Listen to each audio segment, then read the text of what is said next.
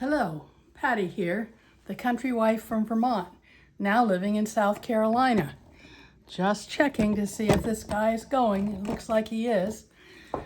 I am hoping to have a short episode today, but as I say every time, and it never works out like that, I would say that I hope all is well with everyone who may be watching this.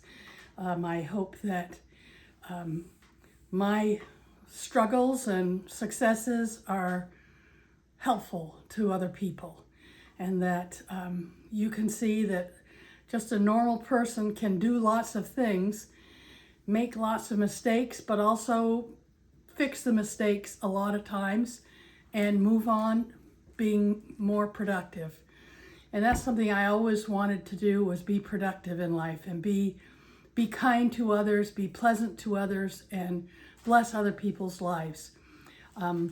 I was told at a young age that I work well with my hands and I should increase that spiritual gift. And so that's what I have done, particularly later after our children were no longer little children needing so much attention. So today we're going to talk a little bit about health, kind of a very scary thing. I've mentioned before that we've had some hard times recently, and I'll talk a little more specifically this time about them since they seem to be moving forward. We had occasion to, well, I'll put it this way. Both my husband and I have balance problems. We're both getting older in life, and we have balance. And he went to see a neurologist about his balance, and the doctor talked with him, and he also said he had problems with stamina, which he's 78 years old. He's no longer 40. He can't hike the Appalachian Trail anymore and do those things that he liked to do. He used to bike for miles a day. Can't do that anymore. Doesn't have the energy. And here, parenthetically, I think that has a lot to do with me not feeding him and us the way I should be doing. And I'm hoping that I'm turning over a new leaf on that. We're reading a book called Outlive, and it is fairly useful. I'll talk about it more another time. Okay, so anyway, when he was at the neurologist gave him a pill called, I don't know what it was called, but it was a dopamine kind of thing. And he got the pills on Thursday. So Thursday he had one, and then it was a very small dose. He was supposed to take half a pill once a day, and then after a few days, half a pill twice a day, and then eventually one pill a day, and then eventually 2 pills or 3 pills a day. Anyway, this was on Thursday. On Friday, he decided that after all, he was going to order a new computer, and it came on Saturday. And on Saturday, he could not operate that new computer. He couldn't remember passwords. He couldn't remember how to get the computer turned on. He literally seemed to have lost most of his memories. And he did go to church on Sunday. On Monday, things were not good, and he sat at the table and said, I think I'm just going to throw in the towel. Because this was very disconcerting to him, because he wasn't improving his memory at all. And he called his sister and chatted with her, and she said, you need to see a neurologist and do it now. And so we did get the appointment to go back and see this doctor. And anyway, he stopped taking the pills then, because even though his memory was not what it could have been, he was still analytical enough in his mind to figure out, when did this start happening? Because it was a night and day sort of thing. And he said, well, he'd had his flu shot the week before, and then a few days later he started this medicine. So he said, okay, I'm not going to take the medicine anymore. And from that time until this, we did get an appointment, so that was on a Tuesday. We couldn't get an appointment till a week away from that. So the following Tuesday, we got to see the doctor, and the doctor said, because my husband had told his sister that he had dementia, and his sister said, you can't have dementia. We don't have dementia in our family. It's not a thing that we do. And anyway, which was kind of cute and nice to know. But anyway, so when he went to see the doctor and he actually got to talk with the doctor said, you don't have dementia. It's the pills. And he said, I hope you've stopped taking them. And he said, and Bob said, yes, he has not taken the pills and he's not going to take them anymore. So that's just to say the whole point of telling you all this is if you have something that changes in your health and you've just started a new pill that your doctor promises you will help you with your balance or with your memory or with whatever, if it's something changes, stop, investigate it, talk to the doctor, because in this case, it was difficult. And as a result of this, so we have for months, probably 6 or 8 months, we have talked about having my husband show me how he's managing the finances, what things he has automatically deducted from here and from there, and what he makes checks out to, and what are the expected financial obligations we have every year. We've talked about it for months, and we didn't do it. And I can tell you, that was very, very scary for a little while, to realize that I didn't know how to handle the finances if this was a permanent thing. And so, by some miracle, we were able to find a sheet of paper that he had given me years ago that had given me a password to one of his computer accounts that had a whole bunch of passwords in it. And we were able to get into that account and print out a lot of the passwords, and then we were able to recreate things. The thing is that when he was going through that bad place, he couldn't get into, he put in passwords, and if you put in passwords in many accounts too many times, they close they cancel they lock the account so you can't use it. And then you have to figure out what was the password. Anyway, it was hard. We have regained many of those, and I have a certain amount of confidence that I can deal with most things, but there's still things I still don't have control of in my mind, and I've started writing down his passwords so I will know them. But anyway, okay, so that's it. The health issue, that was the big health issue. Another health issue is kind of a nasty one. I've proven yet again, even though I've dropped down, I have this Mounjaro injection I take, and it has some nasty side effects. And I haven't actually seen a lot of benefits from it, but we've dropped the dose from 10 to 7.5 to 5, and I still am having those side effects, but I only have the side effects if I eat sugar. And I'm going to show you a picture. I'm going to move this and see. This will show you. I think that'll show you. Let me see. Yes, there we go. There's our Halloween leftovers. And it's sitting right there. And I think I told you the last time that I had a big blood sugar scare a month ago. Actually, yes, fully a month ago. And I stopped. I said I was not eating any sugar at all. And I didn't. And I walk by this stupid bowl many times a day.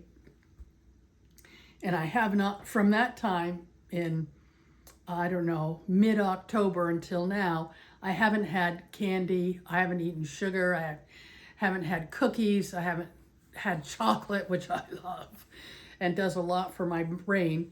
But anyway, earlier this week, actually Monday night, I was sitting in my chair upstairs knitting in front of a religious podcast that we watch. Follow him. It's a fabulous podcast. I love it. And I was mindlessly, I had a jar with some trail mix in it. And even though I wasn't hungry, I was mindlessly eating that. And it had raisins that were kind of sugared raisins, and it had M&Ms in it. And I probably ate 10 M&Ms over that evening. In the middle of the night, I barely made it to the ladies' room. So,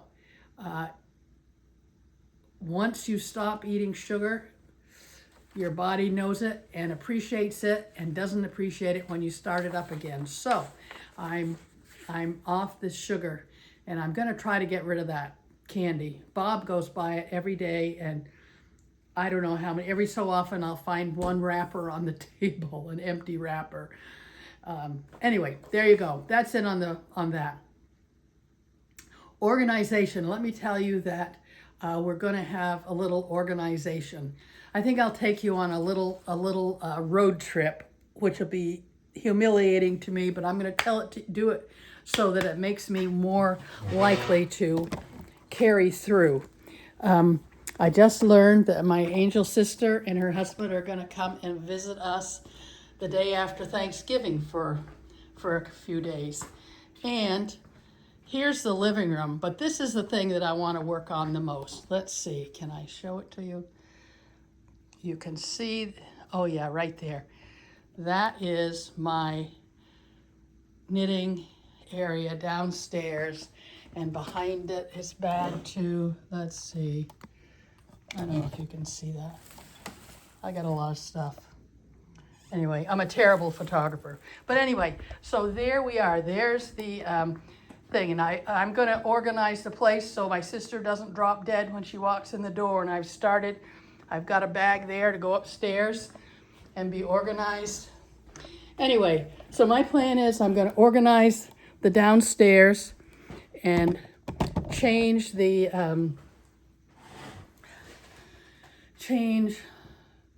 how I do things. And I'm only going to have, instead of having that whole big area, chair area with knitting and crocheting projects, I will have all of my handwork upstairs. And every morning I can bring down one bag to work on, such as I have this bag here. This is one, I love this bag. It's a beautiful bag. I don't recall where we got it, but I am the original bag lady. I love bags. And this one I got one trip or other where we went somewhere, probably last year I got that.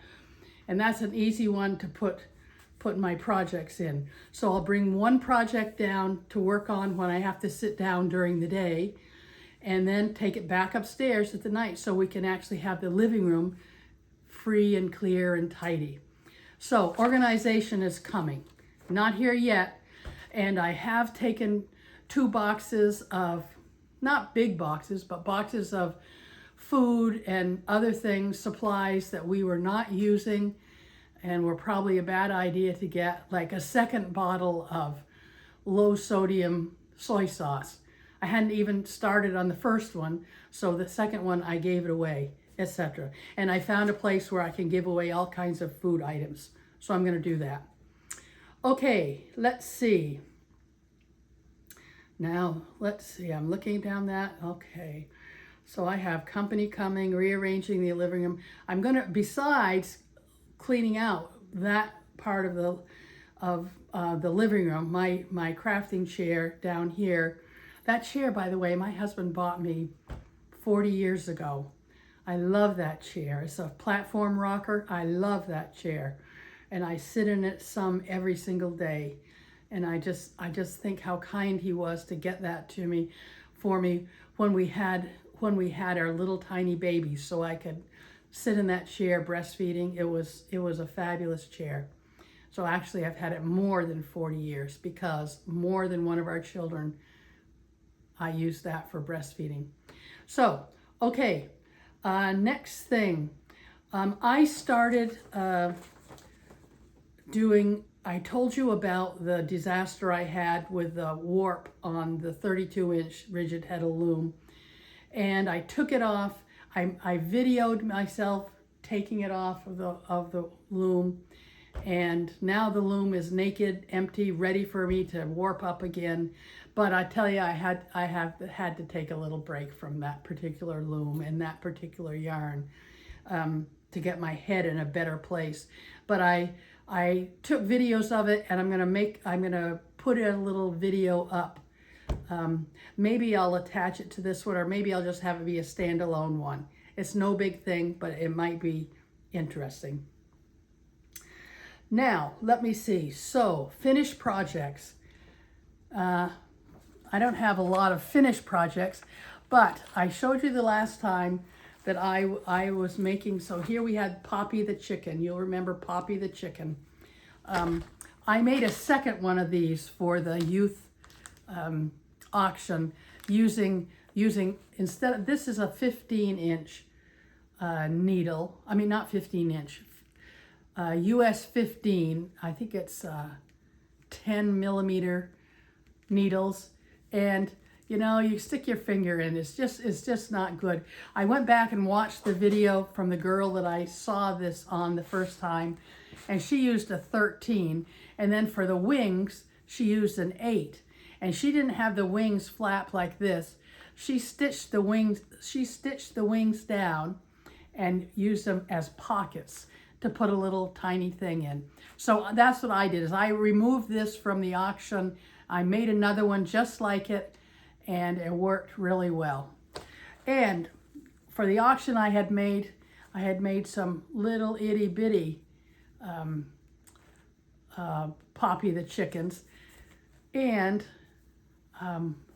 last week I made 4 more, because my sister has 4 young grandchildren who live near her. And since I was planning to go up and visit her, I wanted to take these up for the children, because I thought they might get a charge out of them. I have no idea if they like chickens. The children are getting older. I think the youngest is probably 5 by now, and the oldest is probably 9 or 10. So for all I know, they won't like them. But they can play with them. They can do whatever they want with them. But it makes me happy to make them. I really like this purple one and this one here. Just so you know, these are all of these little chicks are Hobby Lobby's. I love this yarn.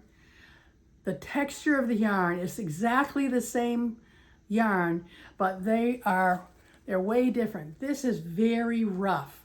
So I'm thinking it has to do with the dye process they do. Because so this one it's got all these different, it's very interesting. I like the way it looks, but it's way rougher. This one is so smooth and soft and nice. And this one is pretty good, but it's not as soft and smooth as this one. So that's something I didn't ever have any idea would be a thing, but it is. Also, this past 2 weeks actually, since I put a video in, I got some more granny squares done, and then I thought I would do things a little bit differently. I decided, let me see, so here's the yarn called Kaleidoscope, and here's the yarn itself for Kaleidoscope, and I thought, I'm going to see how many granny squares I can get out of one ball of yarn. And so I've got 7 here, 3 of which I've just done and they haven't had the ends woven in. And then there was this, which I'm sure is at least 1 granny square's worth. And so So we'll see. It may be that I can get about 10 out of each ball of yarn, which if you're buying yarn for a particular number of granny squares, that's useful to know. Let's see. So the biggest news on my swatch to sweater class is it's almost over. And this is where I am right now. I am doing 2 at once, the front and the back. Let me not drive those off. So there, and I decided to do this. I wanted it to be reversible, which is what this bottom thing was supposed to be. The bottom 4 or 6 rounds were supposed to be, rows were supposed to be reversible. They're not really the same.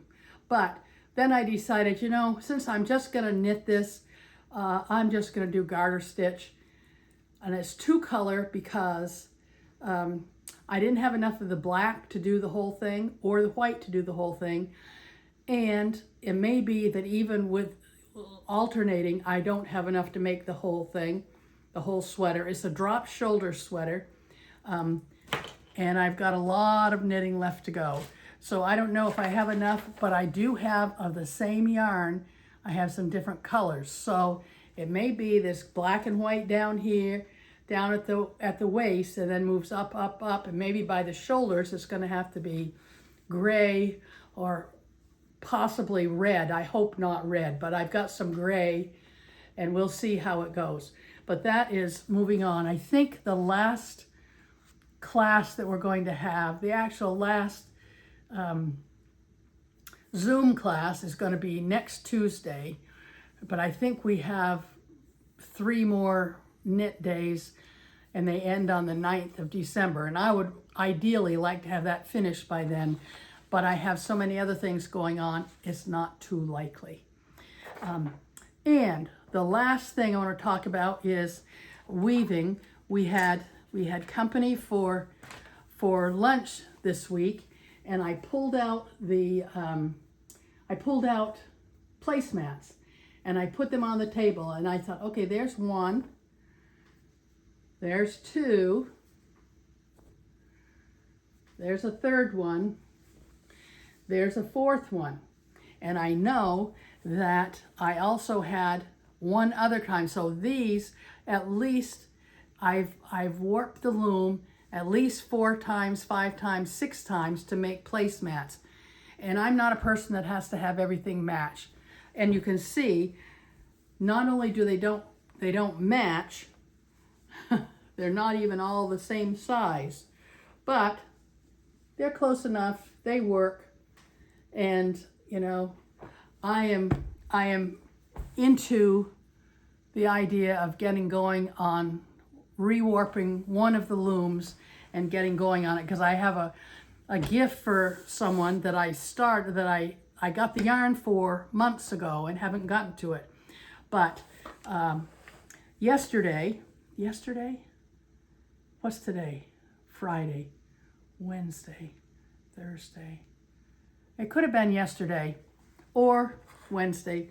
My husband has a 10-inch sample-it loom, Ashford sample-it loom, and this was the beginning of his weaving.